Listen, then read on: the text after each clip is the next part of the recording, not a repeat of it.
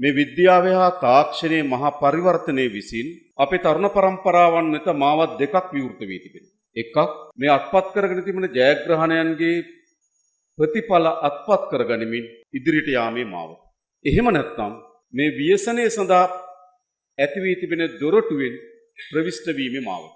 ඒවත් අඩුවක්ම නැහැ කියලා මම හිතනවා. විශේෂයෙන් ගත්තොත් මෑත කාලේ අපි ගිය අවුරුද්ද අපි 10 වෙනි මාසයේ 30 වෙනිදා පටන් ගත්තා මේ මත්ද්‍රව්‍ය නිවාරණ වැඩසටහන. අපි මාසයකට සැරයක් අපේ අනුනායක ස්වාමින් වහන්සේලාගේ සහභාගීත්වයෙන් මේ පිළිබඳව සාකච්ඡා කරමින් ගත යුතු ක්‍රියාමාර්ග ගැන සාකච්ඡා කරමු. අපි බලමු මේ තෝරා ගැනීමේ මාවතේ තියෙන විනාශකාරීත්වයේ ප්‍රමාණය.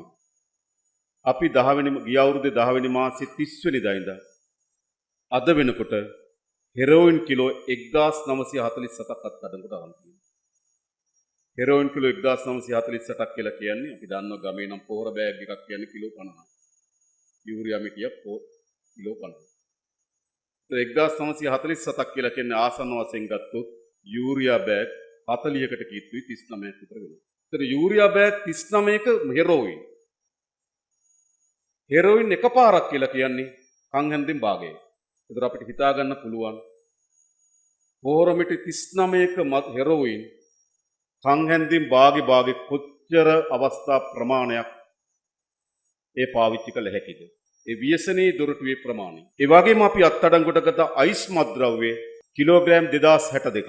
ඒ කියන්නේ යූරියා බෑග් 41කට ආසන්න ප්‍රමාණයක්. ඒතර ඒකත් අපිට තේරුම් ගන්න පුළුවන් මේ ව්‍යසනයේට අපේ තරුණ පරම්පරාව අපේ ජනතාව කොච්චර ගොදුරු වෙලා තිබෙනවද කියන එක. ඒ වගේම කොකේන් කිලෝග්‍රෑම් 289ක්.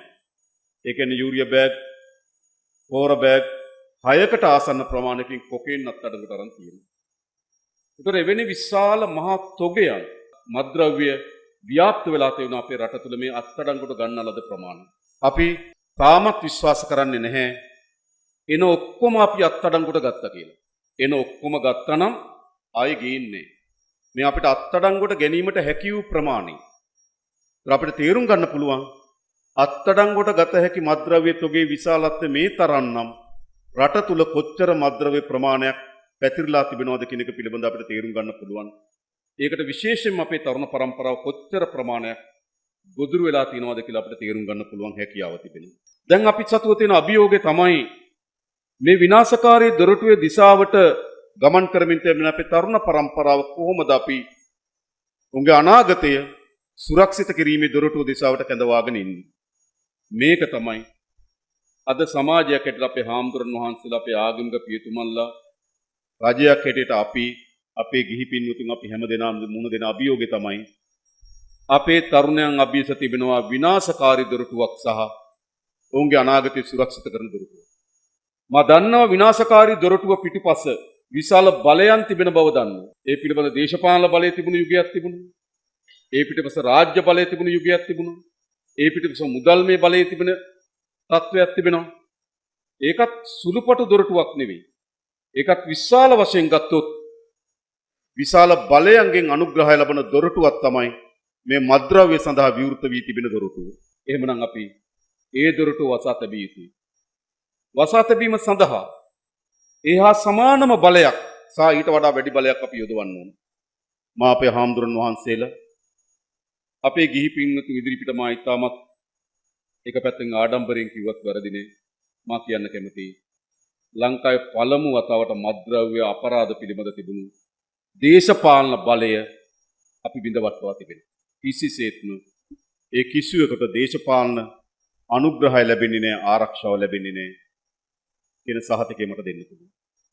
ඊළඟ අපේ පොලිස් ප්‍රතිතුමා ඇතුළු ඒ සදා කටයුතු කරන ආරක්ෂක නිලධාරීන් විශාල වෙහෙසක් දරනවා ඒ දොරටුව වසා තබන්න. අපිට රජයක් හැටියට අනපනත් වලින් නීති වලින් අපිට කරන්න පුළුවන් කාර්යභාරයක් තිබෙනවා. හැබැයි මෙය වසා තැබිය හැකි වන්නේ නීතියෙන් අනපනත් වලින් රාජ්‍ය බලයෙන් විතරක් නොවන බව මා විශ්වාස කරනවා. අන්න එහිදී තමයි අපිට පත්නෝරුවේ සිරිධම්ම අපේ තරුණ ස්වාමින් වහන්සේලා මුණ ගැහෙන්නේ. අපිට අවශ්‍යයි මේ විනාශකාරී දොරටුව වසා තැබීම සඳහා තරුණ පරම්පරාවගේ ආගමික ප්‍රබෝධයක් අවශ්‍යයි. මා දැක්කා උන්වහන්සේගේ දේශනාවන් දසදහස් ගණන් තරුණ පරම්පරාව ඒට විශාල ආකර්ෂණයක් තිබෙනවා. උන්වහන්සේට අහුම්කම් දෙනවා. උන්වහන්සේ විසින් ඉදිරිපත් කළ ලද ධර්ම කරුණු පිළිබඳව අධ්‍යයනය කරනවා මැදිහත් වෙන එක වැදගත් දෙයක්. අපේ අලුත් තරුණ පරම්පරාව එවැනි නව බෞද්ධ ආගමික ප්‍රබෝධයකින් ඉදිරියට ගෙනීම මා හිතනවා අපට වැදගත් කාර්යයක්. උන්වහන්සේම ප්‍රකාශ කළ පරිදි ලක්ෂ 35කට ආසන්න ප්‍රමාණයකට උන්වහන්සේ මෑත කාලේ තමගේ ධර්මචාරිකාවේදී බණ දේශනා කරලා තිබෙනවා නම් මා හිතනවා එතන බහුතරයක් පිරිසින්නේ තරුණ පරම්පරාව. සාමාන්‍යයෙන් ගත්තොත් අපි මුහුණ දීපු අභියෝගයක් තිබුණා අපේ හාමුදුරුවෝ වහන්සේලා මට වඩා හොඳට දන්නවා ඇති.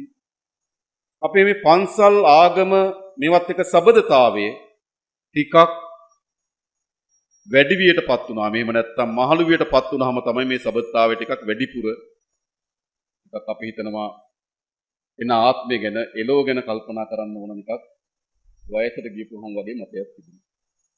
ඒ නිසා පන්සල් වල වැඩිපුර පිරී හිටියේ අපේ ආච්චිලා සීයලා අපේ අම්මලා තාත්තලා තමයි වැඩිපුර පන්සල් වල රොද බැඳගෙන හිටියේ. හැබැයි අද අවස්ථාවක් ඇවිල්ලා තිබෙනවා අලුත් තරුණ පරම්පරාව පන්සල් සමග ධර්මයේ සමග ඊටමත් ප්‍රබෝධමත්ව සම්බන්ධ වීමක් අපිට දකින්න පුළුවන්කම තිබෙනවා. ඒ ප්‍රබෝධමත් භාවයේ නියම කාර්යභාරයක් මා හිතනවා අපේ සිරිධම්ම තරුණ අපේ හාමුදුරන් වහන්සේ ඉටු කරා කියන විශාල ගෞරවයක් සහ ප්‍රණාමයක් අපි උන්වහන්සේට පුද කරන්න කැමතියි. එහෙනම් අපිට අවශ්‍යයි මේ තරුණ පරම්පරාව අර විනාශකාරී දොරටුවෙන් අනාගතය සඳහා ප්‍රවිෂ්ඨ වෙන දොරටුවට කැඳවාගෙන ඉන්න. අන්නේ කැඳවාගෙන ීමේදී අපේ හාමුදුරන් වහන්සේලා වෙත පැවරී තිබෙන කාර්යභාරය විශාලයි කියලා මා විශ්වාස කරනවා. නීතිය, බලය, ආයතන පද්ධතිය හරහා කළ හැකි සියලු කාර්යභාරය අපි කරන්න.